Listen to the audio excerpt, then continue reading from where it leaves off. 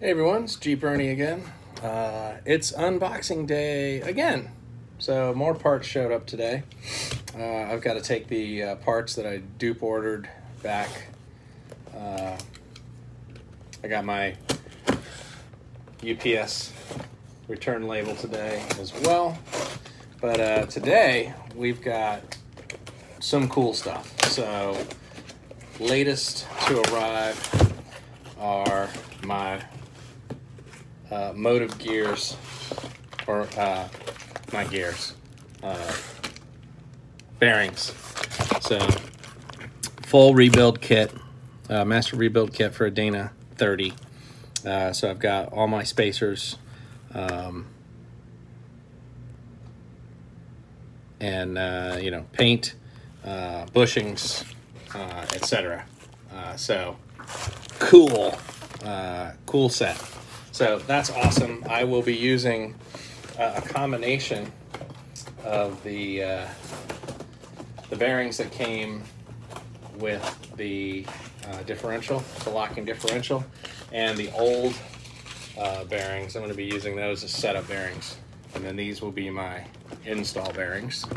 So those showed up today, but what I'm really interested to show you guys is a side-by-side of my performance axle shafts. Again, from Motiv, their 10 factory brand. So these things are a bit heavy, as one can imagine. But they come in this great box. Let's take out the driver's side shaft because it is substantially shorter and weighs substantially less.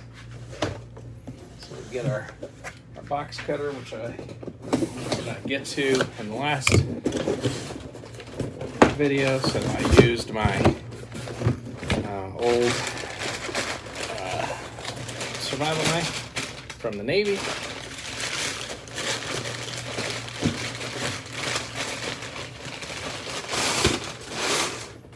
Nice. All right.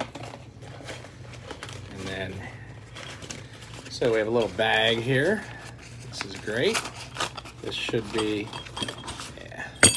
my flanges. Okay, so here we go. Here is the driver's side axle. I love it. Everything is already pre-assembled.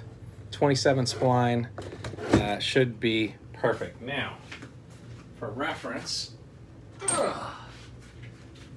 and as to not confuse matters, let's take off the axle nut and washer. So here is the comparable, or the old OEM axle. And so let's see if we can get these set up so that you can observe them side by side. Close the lid on this bad boy. And we will put these side by side and you will be able to see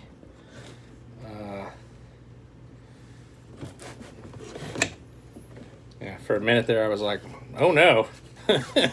That's different. But no, shaft size is the same, or length is the same. But yes, look at this. So we have, it is not immediately apparent. You could sort of visually see that they are, in fact, one is in fact thicker than the other. But well, let's see. Let's grab our micrometer.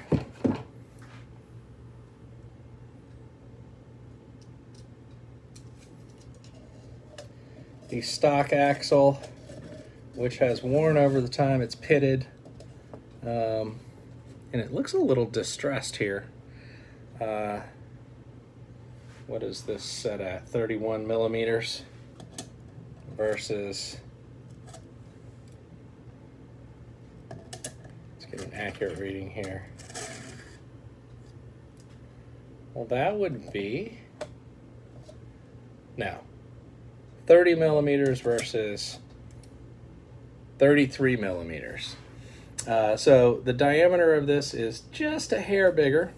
The composition of the steel, though, is significantly better. It's advertised to be 40% stronger than in stock. So that means I should be able to drive 40% harder. But no, this is going to be great. A combination of these, like I said, the splines on the stock axles, which are now 17 years old, the splines are not terribly worn. You can see here they're in pretty good shape on both ends. These look really worn out, but that's just the grease that's really muddying the view there. But the big difference is when you look here, you can see there's been some pitting, some wear. I'm not sure if that's a manufacturing item there. I feel like that's not because it's not a consistent diameter all the way down. It is inconsistent and pitted. This one is certainly takes a taper, but is great. And then I get a lot more spline action here. I mean, you don't really need it because you can see where the wear pattern is. But yeah, I'm super excited about these. And look at this joint. I mean, that is visually awesome. It just feels better, looks better. So these old stock U-joints are in fact still in great shape. There's very little play in the stock U-joints, which you would think, man, 17 years, 25,000 off-road miles, 80,000 on-road miles, 80,000 on-road miles. You would think after all of that, there would be some more wear and tear on these U-joints, but I must say that 03 TJ continues to hold up really, really well. So there you go. Those are the latest parts that have arrived at the shop. Yeah, so there's that. We'll put our axle nut back on here. Hang this back up where it belongs, over here in the staging area. Even though those are worn, I've decided to list them on Facebook Marketplace because you never know. Stranger things have happened, right? Somebody comes along and is like, I don't want to spend $200 on a replacement axle for the one I spun. I need something now. There you go. These are the old axles are gonna be super cheap, and Facebook Marketplace is amazing. So we will put these axles over here in the to be installed pile, which I guess right now, if things are filling up, that's gonna be right there. And there we go. So we don't lose track of it. Utility knife back in the drawer where it belongs. So stay tuned. We don't have much left. The sad news is that the ARB locking differential that we need for this install, we finally have the right one on order, but it is back ordered and is not slated to ship until August 1st.